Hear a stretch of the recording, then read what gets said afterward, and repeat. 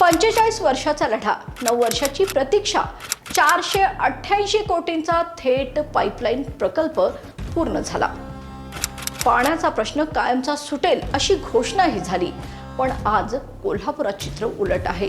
संपूर्ण कोल्हापूर तहानलेलं। प्रश्न एकच, जबाबदार कोण? नमस्कार, मी सुनंदा नाईक आणि आपण पाहताय तारा न्यूज। थेट पाईपलाईन प्रकल्प सुरू झाल्यावर त्याचे व्यवस्थापन ही थेट महापालिकेची जबाबदारी। पंपांच्या देखभालीपासून फीएफडी कार्ड, स्काडा सिस्टीम, वीज जोडणी याकडे महापालिकेचं दुर्लक्ष झालं। आज पाणी पुरवठा बंद असेल तर महापालिका आयुक्त आणि पाणी पुरवठा अभियंते यांची तात्काळ जबाबदारी आहे। महापालिकेने पर्यायी उपसा केंद्राचा वापरच केलेला नाही, त्यामुळे एक पंप बंद पडला की शहरात पाणीवाणी सुरू होते। या प्रकल्पाची उभारणी ज्या कंपनीने उभी केली, टेंडर नियमानुसार त्यांची 5 वर्ष ऑपरेशन आणि मेंटेनन्सची जबाबदारी आहे। म्हणजे बिघाड, गळती, पंप ठप्प हे दुरुस्त करणं ही त्यांची थेट जबाबदारी आहे। योजना उभारणी दरम्यान पीएमसी अर्थात प्रोजेक्ट मॅनेजमेंट कन्सल्टंट हे देखील होते। गुणवत्तेवर देखरेख करण्याची जबाबदारी त्यांची होती। जर त्रुटींकडे दुर्लक्ष झालं असेल तर तेही तितकेच दोषी आहेत। याशिवाय डिफेक्ट लायबिलिटी पिरियडमध्ये हे बिघाड होणं म्हणजे ठेकेदाराकडून गंभीर त्रुटी, याशिवाय जबाबदारी निश्चितच त्यांची देखील आहे। कोल्हापूर शहराला कामावाडी थेट पाईपलाईनमधून पाणी सप्लाय होतो। त्या 3 पंपाद्वारे पाणी सप्लाय होतो आणि एक स्टँड बाय असतो। आता सद्यस्थितीला आजच्या घडीला 2 पंप चालू आहेत आणि 2 पंप बंद आहेत। तिसरा पंप चालू करायचा आटोकाट प्रयत्न प्रशासनामार्फत चालू होता।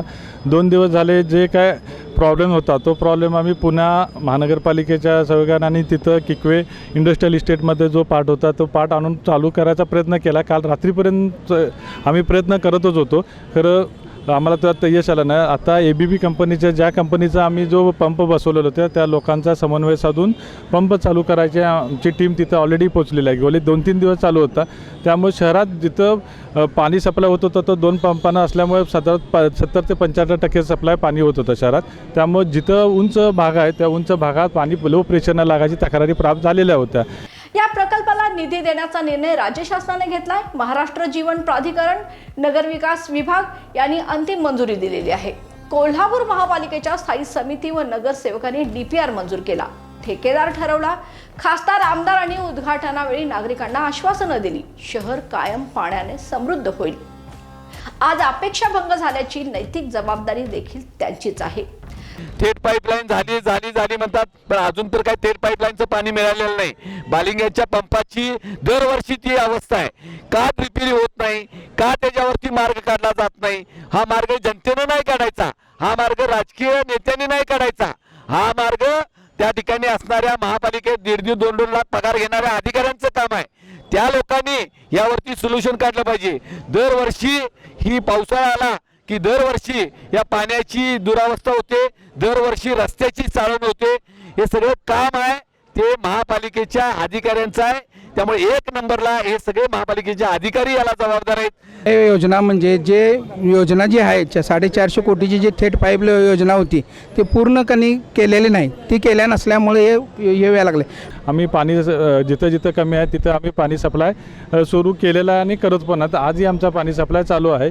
आज जिथं हे आंदोलन झालेलं होतं हा उंचाचा शहराचा उंचाचा भाग असल्यामुळे पाणी थोडंसं कमी प्रेशरनं लागत होतं, तक्रारी होती। तरी आज आम्ही प्रशासनामार्फत जे कोल्हापुरात 5 वॉर्ड आहेत त्यात एबी वॉर्डचं पाणी सप्लाय चालू केलेला आहे। ई वॉर्डचा आज पाणी सप्लाय सकाळपासून बंद केलेला आहे। एबी आणि सीडी वॉर्डचा रेग्युलर पाणी सप्लाय आमचा आता सद्यस्थितीला चालू आहे। आता आजपासून जोपर्यंत पंप चालू होत नाही तोपर्यंत सीडी वॉर्डचा रेग्युलर सप्लाय चालू होणार। एबी वॉर्ड आणि ई वॉर्डला अल्टरनेट डे आम्ही चालू करायचा निर्णय घेतलेला आहे। त्यामुळे आज एबी वॉर्डला पूर्णपणे आम्ही पाणी सप्लाय चालू करतोय। सगळीकडे पावसाळ्यात सध्या पूरस्थिती निर्माण झालेली असताना एकीकडे धरणे भरलेली आहेत तर एकीकडे नद्या ओसंडून वाहत आहेत। अशी परिस्थिती असताना ऐन सणासुदीच्या आणि उत्सवाच्या दिवसात कोल्हापुरात मात्र घरातील पाण्याची भांडी घेऊन पाणी मिळते का यासाठी महिला दारोदार हिंडत आहेत। कधी टँकर येतात तर कधी टँकर येत नाहीत। वर्षातील अनेक दिवस अनेक वॉर्डामध्ये असे अनेक गंभीर पाणी प्रश्न निर्माण होतात, त्यामुळे नागरिक देखील संतापले आहेत।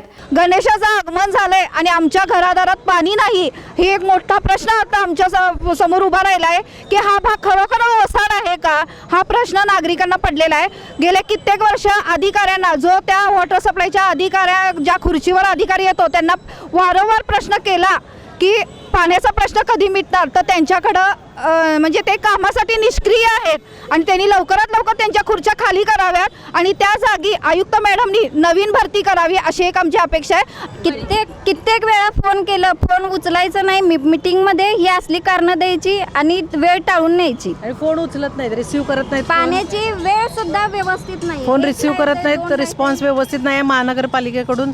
शेवटी एकच वाटतं की महानगरपालिका खरोखर कोल्हापूरची भिकारी आहे, कारण त्याच्याकडे टँकर नाही, पाईप नाही. पाईप असले तर फुटक्या पाईप आहेत, आमच्याकडे पाईप नाही म्हणून सरळ उत्तर देतात. आणि पाण्याची तर एक आठवडाभर इकडं खूपच आरडाओरडा सुरूच आहे. 4 दिवस झालं तर पाणी नाहीच आहे, पण हा आमच्या भागाचा कायमचा प्रॉब्लेम आहे. हा वैताग आलाय आम्हाला अक्षरशः. कधी आम्हाला मुबलक पाणी पुरवठा मिळालेला नाही. प्रत्येक दिवशी रोजची आम्हाला कटकट आहे पाण्याची. आणि आता 4 दिवस सणासुदीचं सुद्धा पाणी नाही. आणि नागरिकांनी आता जाता जाता अनेक प्रश्न उपस्थित केले.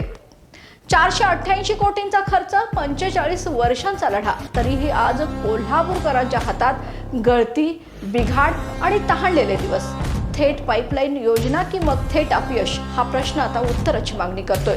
कालांतराने हा पाणी प्रश्न सुटेल, पण तो पुन्हा उद्भवणार नाही याची खात्री कोण देणार? तुम्हाला काय वाटतं? कमेंट बॉक्समध्ये नक्की कळवा.